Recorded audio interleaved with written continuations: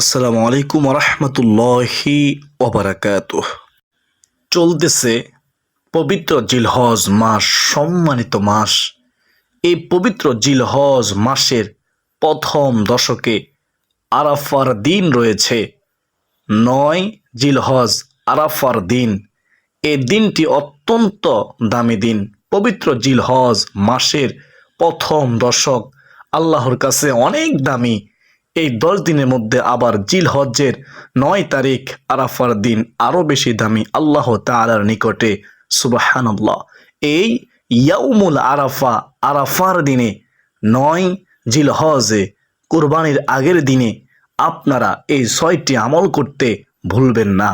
ওই নারী পুরুষ কতই না ভাগ্যবান, যেই নারী পুরুষ ইয়াউমুল আরাফার দিনে এই ৬টি আমল করবে। যদি আপনারা জানতে চান কোন ৬টি আমল করবেন, তাহলে মনোযোগ সহকারে শুনতে হবে। আমার বিশ্বাস, যারা চাই আল্লাহ তাআলা আরাফার দিনে বরকত তাদেরকে দান করুক, তাহলে তারা এই ৬টি আমল করবে। আমার বিশ্বাস, যারা চাই আল্লাহ তাআলা তাদের জীবনের সমস্ত গুনাহ ক্ষমা করে দিক, দোয়া কবুল করুক, বিপদ দূর করুক, রিজিক বৃদ্ধি করে দিক, দুনিয়া ও আখিরাতে যারা কল্যাণ চায়, তারা অবশ্যই আজকের এই আলোচনা থেকে ৬টি আমল শিখবে এবং আরাফার দিনে ৬টি আমল করার চেষ্টা করবে। এখন নিয়ত করুন যে আমরা আরাফার দিনে এ ৬টি আমল করব ইনশাআল্লাহ। ছাড়ব না।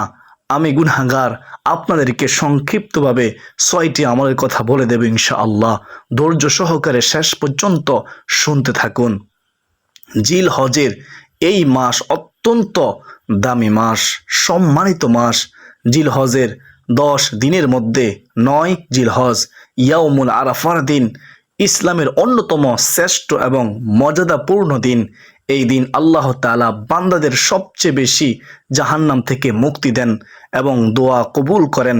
আমরা যে ইয়াউমুল আরাফার দিনে ৬টি আমল করব, শুনেন। এই ৬টি আমলের মধ্যে ১ নম্বর আমলটি হচ্ছে আরাফার দিনের রোজা রাখা। যারা হজে যাননি বা আরাফার ময়দানে উপস্থিত নেই, তাদের জন্য এই দিনে রোজা রাখা অত্যন্ত সওয়াবের কাজ, নেকির কাজ। দলিল সহিহ মুসলিম শরীফের হাদিস, হাদিস নম্বর হচ্ছে 1162 নম্বর হাদিস।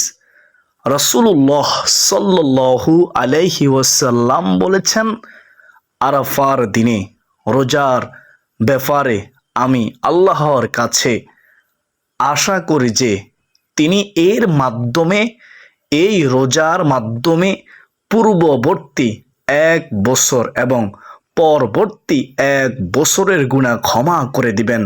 সুবহানাল্লাহ, সুবহানাল্লাহ। সে কতই না ভাগ্যবান যে ব্যক্তি আরাফার দিনে রোজা রাখবে। আমরা অনেকেই ১ই জিলহজ থেকে ৯ জিলহজ পর্যন্ত, আরাফার দিন পর্যন্ত ৯টি রোজা রাখি। যাদের পক্ষে সম্ভব হয়, অনেকের সম্ভব হয় না।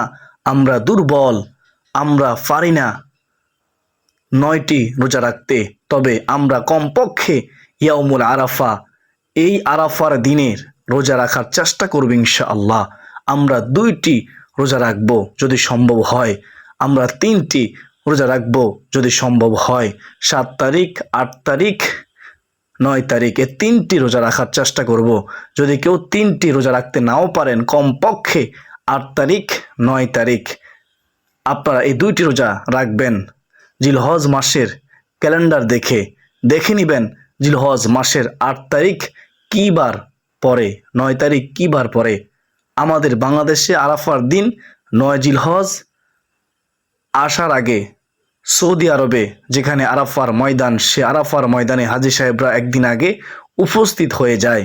এজন্য আমাদের উচিত 2টি রোজা রাখা। তো আমরা আরাফার ময়দানের বরকত পাবো, এই রোজার ফজিলত পাবো ইনশাআল্লাহ।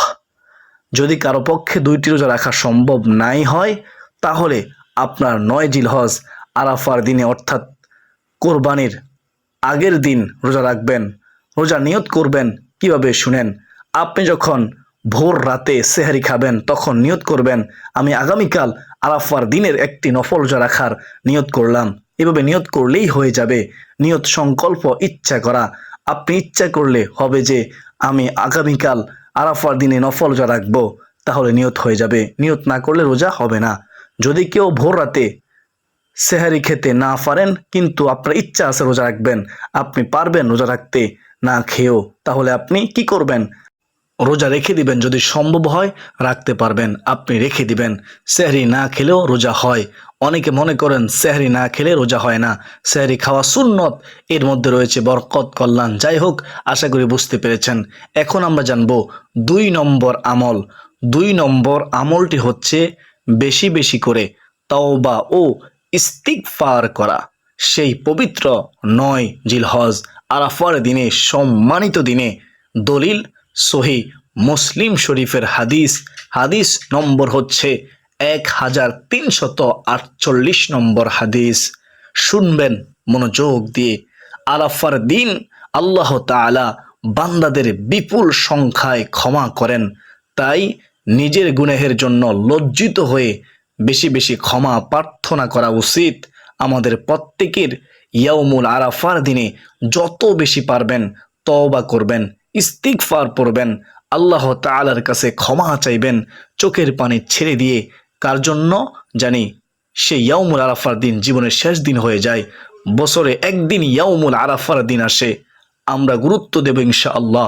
রাসূলুল্লাহ সাল্লাল্লাহু আলাইহি ওয়াসাল্লাম বলেছেন, আরাফার দিনের চেয়ে অন্য কোনো দিন, আরাফার দিনের চেয়ে অন্য কোনো দিন মহান আল্লাহ তাআলা এত বেশি বান্দা বান্দিকে ক্ষমা করেন না, জাহান্নাম থেকে মুক্তি দেন না। সুবহানাল্লাহ, যতটা ইয়াউমুল আরাফার দিনে দেয়, আরাফার দিনের চেয়ে অন্য কোনো দিন আল্লাহ তাআলা এত বেশি বান্দা বান্দিকে ক্ষমা করেন না। যত বেশি বান্দা বান্দিকে ক্ষমা করেন ইয়াউমুল আরাফার দিনে, অগণিত অসংখ্য। সুবহানাল্লাহ। তো আমরা চেষ্টা করব আরাফার দিনটাকে কাজে লাগানো, অবহেলা করব না, শয়তানের দোকায় পড়ব না, বেশি বেশি তওবা ইস্তিগফার পড়ব। নির্দিষ্ট কোনো সংখ্যা নেই, তবে আপনি কমপক্ষে সকাল সন্ধ্যা 100 বার করে পড়ার চেষ্টা করবেন। আর প্রত্যেক নামাজের পরে যতবার ইচ্ছা ততবার পড়বেন। প্রত্যেক ফরজ নামাজের পরে তো আমরা ইস্তিগফার পড়ি, প্রথমে একবার আল্লাহু আকবার পড়ি, তারপর দ্বিতীয় নম্বরে আমরা আস্তাগফিরুল্লাহ আস্তাগফিরুল্লাহ 3 বার পড়ে থাকি। আমি আপনাদেরকে বলবো আমাদের জবানে ওই দিন ইস্তিগফার জারি রাখার চেষ্টা করব ইনশাআল্লাহ। এখন আমরা জানবো 3 নম্বর আমল, সেটি হচ্ছে বেশি বেশি দোয়া করা আরাফার দিনে। দলিল সুনানে তিরমিজি, হাদিস নম্বর হচ্ছে 3585। আরাফার পুরো দিনটি দোয়া কবুলের শ্রেষ্ঠ সময়। বিশেষ করে আসরের পর থেকে মাগরিব পর্যন্ত সময়টুকু দোয়ার জন্য খুবই গুরুত্বপূর্ণ। সুবহানাল্লাহ। রাসূলুল্লাহ সাল্লাল্লাহু আলাইহি ওয়াসাল্লাম বলেছেন, শ্রেষ্ঠ দোয়া হলো আরাফার দিনের দোয়া। 9 জিলহজ আরাফার দিনের দোয়া। যেই দিনে সকল হাজী সাহেব আরাফার দিনে উপস্থিত হয় আর আল্লাহর কাছে ক্ষমা চায়, দোয়া করে, মাগফিরাত করে। সুবহানাল্লাহ। বেহেশতের পথের ইউটিউব চ্যানেলের সুপ্রিয় দিনী ভাই ও বোনেরা, আমরা বেশি বেশি করে তওবা ইস্তিগফার করব এই সম্মানিত দিনে, ইয়াউমুল আরাফার দিনে ইনশাআল্লাহ আজ্জা ওয়া জাল্লা। কোরআন ও হাদিসে বর্ণিত অনেক দোয়া আছে, রিজিক বৃদ্ধির দোয়া আছে, ঋণ থেকে মুক্তির দোয়া আছে, পড়বেন। গুনাহ মাফের দোয়া আছে, আল্লাহ তাআলার শিখানো দোয়া আছে, যেগুলো আমরা সব সময় মুনাজাতের মধ্যে পড়ি। এই দোয়াগুলো পড়বেন, ইসমে আজম পড়বেন আল্লাহ তাআলার কাছে। ওই দিনে বেশি বেশি দোয়া করবেন, কারণ ওই দিনে আল্লাহ তাআলা দোয়া কবুল করবেন। আমাকে আপনাকে ফিরিয়ে দিবেন না। যত বেশি পারবো দোয়া করব ইনশাআল্লাহ। 4 নম্বর আমল। 4 নম্বর আমলটি হচ্ছে তাওহীদের বিশেষ জিকির পাঠ করা পবিত্র আরাফার দিনে। দলিল সুনানে তিরমিজি, হাদিস নম্বর হচ্ছে 3585 নম্বর হাদিস। ইয়াউমুল আরাফার দিনে নবী করিম সাল্লাল্লাহু আলাইহি ওয়াসাল্লাম এবং পূর্ববর্তী নবীগণ একটি বিশেষ জিকির বেশি বেশি পাঠ করতেন। জিকির হচ্ছে লা ইলাহা ইল্লাল্লাহু ওয়াহদাহু লা শারীকা লাহু লাহুল মুলকু ওয়া লাহুল হামদু ওয়া হুয়া আলা কুল্লি শাইইন কাদির। লা ইলাহা ইল্লাল্লাহু ওয়াহদাহু লা শারীকা লাহু লাহুল মুলকু ওয়া লাহুল হামদু ওয়া হুয়া আলা কুল্লি শাইইন কাদির। ওয়া হুয়া আলা কুল্লি শাইইন কাদির। আমি আবার বলতেছি, খেয়াল করে শুনবেন। লা ইলাহা ইল্লাল্লাহু ওয়াহদাহু লা শারীকা লাহু লাহুল মুলকু ওয়া লাহুল হামদু ওয়া হুয়া আলা কুল্লি শাইইন কাদির। আল্লাহ তাআলা ছাড়া কোনো ইলাহা নেই, উপাস্য নেই। ওয়াহদাহু, তিনি একক। লা শারীকা লাহু, তার সাথে কোনো কিছু শরীক নেই। লাহুল মুলকু, রাজত্ব তারই। ওয়া লাহুল হামদু, সমস্ত প্রশংসা তার জন্যই। আলা কুল্লি শাইইন কাদির, এবং তিনি সব কিছুর উপর সর্বশক্তিমান, সর্ববিষয়ে সর্বশক্তিমান। সুবহানাল্লাহ। রাসূলুল্লাহ সাল্লাল্লাহু আলাইহি ওয়াসাল্লাম বলেছেন, আরাফার দিনে আমি এবং আমার পূর্ববর্তী নবীগণ যে সর্বোত্তম বাক্যটি পাঠ পড়েছি, যে সর্বোত্তম বাক্যটি পাঠ করেছিল তা হলো এই জিকিরটি, এই তাওহীদের বিশেষ জিকির। সুবহানাল্লাহ। লা ইলাহা ইল্লাল্লাহু ওয়াহদাহু লা শারীকা লাহু লাহুল মুলকু ওয়া লাহুল হামদু ওয়া হুয়া আলা কুল্লি শাইইন কাদির। আমরা পবিত্র জিলহজ মাসের 9 তারিখ আরাফার দিনে আমরা যত বেশি পারবো রোজা রাখা অবস্থায় পড়ব, সকাল সন্ধ্যা প্রত্যেক নামাজের পরে।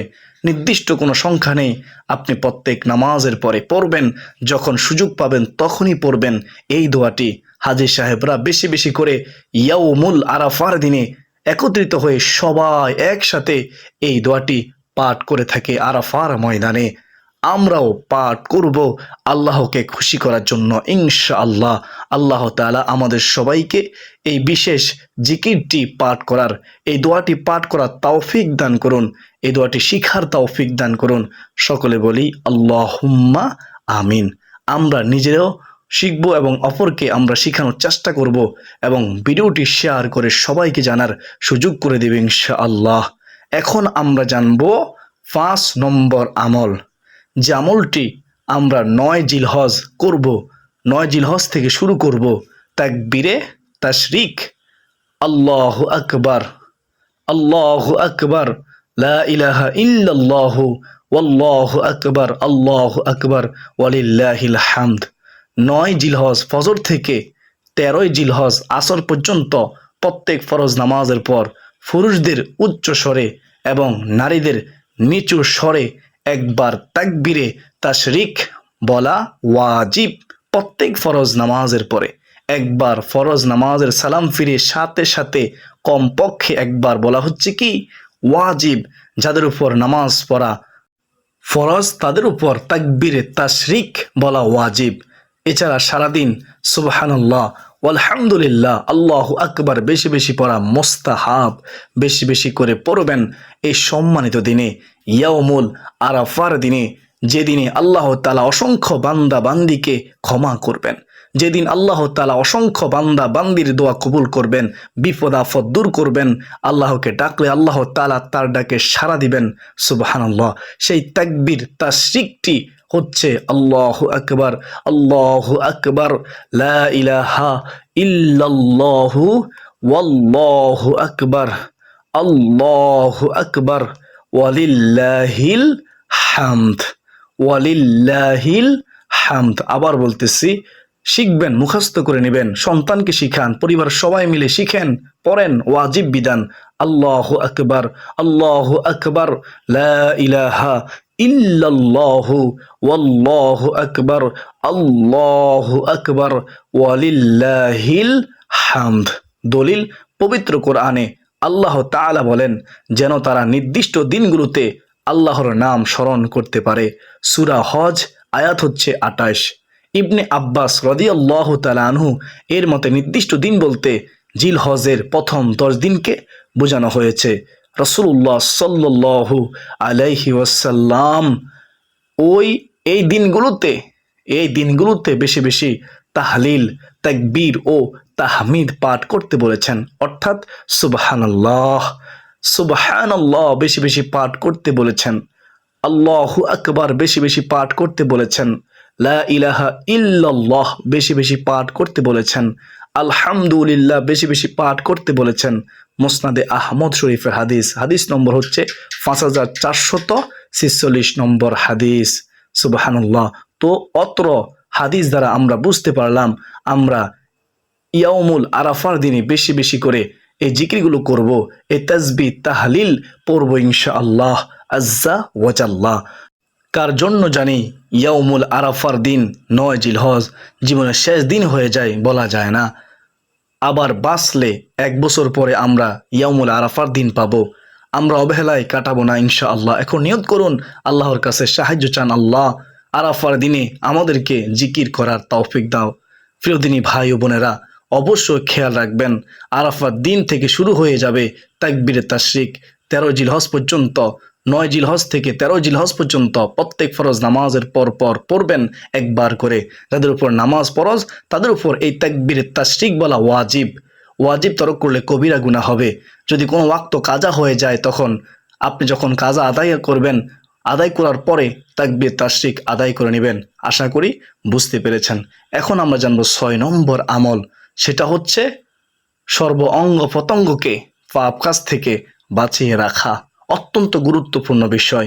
এই পবিত্র দিনে চোখ, কান, জিহ্বা সহ সমস্ত অঙ্গ প্রত্যঙ্গকে আল্লাহর অবাধ্যতা ও সব ধরনের পাপ কাজ থেকে দূরে রাখা জরুরি। অত্যন্ত গুরুত্বপূর্ণ বিষয়, অত্যন্ত গুরুত্বপূর্ণ বিষয়। আমরা নেক আমল করতে পারি কিন্তু গুনাহ ছাড়তে পারি না। অথচ আমাদের মুমিনের প্রত্যেকের উচিত গুনাহ থেকে বেঁচে থাকা, নিজেকে বাঁচিয়ে রাখা। দলিল মুসনাদে আহমদ শরীফের হাদিস 7076 নম্বর হাদিস, 7076 নম্বর হাদিস। সুবহানাল্লাহ। রাসূলুল্লাহ সাল্লাল্লাহু আলাইহি ওয়াসাল্লাম আরাফার দিনে এক যুবককে উদ্দেশ্য করে বলেছিলেন, রাসূলুল্লাহ সাল্লাল্লাহু আলাইহি ওয়াসাল্লাম আরাফার দিনে 9 জিলহজ কোরবানির আগের দিন এক যুবককে উদ্দেশ্য করে বলেছিলেন, হে বাতিজা, এই এমন একটি দিন, এই দিনটি এমন একটি দিন যে ব্যক্তি এই দিনে নিজের কান, চোখ এবং জিহ্বাকে পাপ কাজ থেকে নিয়ন্ত্রণ করবে তাকে ক্ষমা করে দেওয়া হবে। তার জীবনের অতীতের সমস্ত গুনাহ আল্লাহ তাআলা ক্ষমা করে দিবেন। সে নিষ্পাপ হয়ে যাবে আর মৃত্যু হবে নেককার অবস্থায়। সুবহানাল্লাহ। সে জান্নাতি হয়ে যাবে, কবরটা জান্নাতের বাগান হয়ে যাবে। বেহেশতের পথের প্রিয় দর্শক, দুনিয়া ও আখিরাতে তার কোনো ভয় থাকবে না, পেরেশানি থাকবে না। আল্লাহ তার জিম্মাদার হয়ে যাবেন। সুবহানাল্লাহ। গুনাহ ছাড়লে আল্লাহ খুশি হয়, তওবা করলে আল্লাহ খুশি হয়, ইস্তিগফার করলে আল্লাহ খুশি হয়। আল্লাহ তাআলা আমাকে, আপনাকে, আমাদের সবাইকে ইয়াউমুল আরাফার দিনের গুরুত্ব দেওয়ার, ইয়াউমুল আরাফার দিনে 6টি আমল করার তৌফিক দান করুন। সকলে বলি আল্লাহুম্মা আমিন।